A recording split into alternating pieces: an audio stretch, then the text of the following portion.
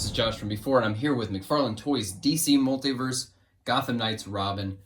And I gotta admit, I've been having a good time with these Gotham Knights figures, especially considering that I wasn't particularly blown away by the character designs right off the bat, but the fun factor has been very high. So we'll see if that trend continues with Robin. Hopefully it does, because this isn't quite my favorite Robin design in the world.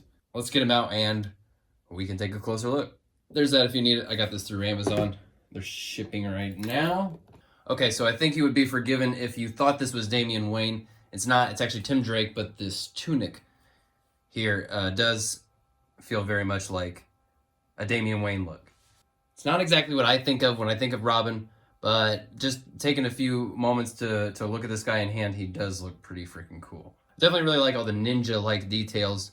I kind of would have liked to have seen him with that hood up. I think it's a cool look. Reminds me of like Arkham City. That Robin look I think was a really strong one. And it would have differentiated him a little bit from the other characters, but he's pretty cool. Well, let's see what he can do. Lots of movement there at the neck.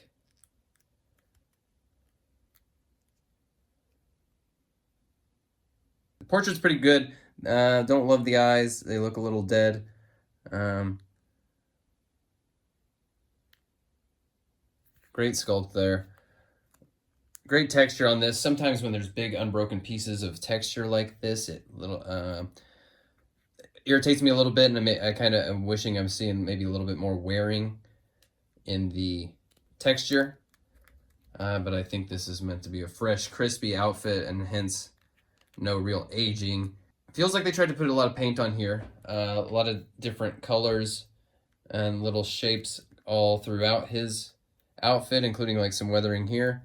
Wouldn't have minded maybe a bit of a wash on this texture. Again, like I say, when there's big unbroken pieces of just that texture, there's no paint wash or anything on it. Feels a little flat. Rubbery little tassels here for his hood.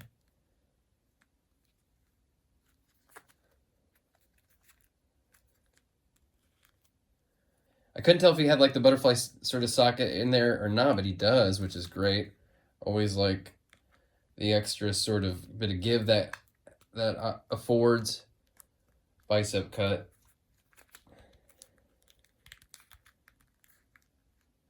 Double elbows.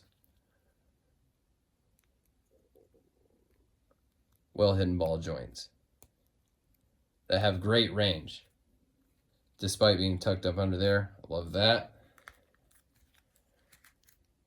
There is a waist. I always have to... Oh, there's actually some decent torso movement in there too, underneath this soft rubbery torso that has enough give and space to let him move. That's fantastic. When you bring the legs into effect, he actually sits down.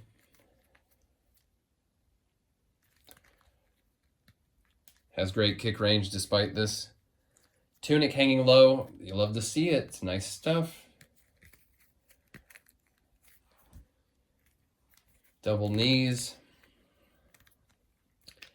Yeah, the Gotham Knights trend is continuing. It's something I wasn't in love with upon first sight, and now playing with it in hand, I'm having a pretty enjoyable time.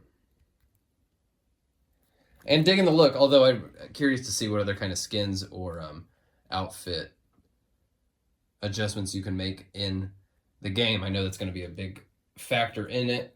And it comes with this staff that is actually pretty sharp. It's got a bit of paint on it. It's got these scuffs. I don't know if these scuffs are deliberate or if they're an accident. If they're an accident, bad. If they're on purpose, they don't look great. But I do love that even the middle of the staff has this texture on it, kind of where he would grab onto it. Really nice look.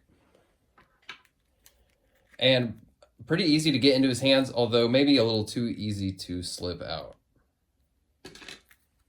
Oh, and I don't know if I pointed that out, that this flap here is separate. It's not quite a cape, but it does have a little bit of separation there. You could give it a little bit more dimension. Here he is with Gotham Knights, Red Hood and Nightwing a little bit of height difference. I wouldn't minded a little bit more height disparity just to sort of even out the playing field, make it a little bit more varied. Part of that kind of just depends on what flavor of Bat family are you trying to put together.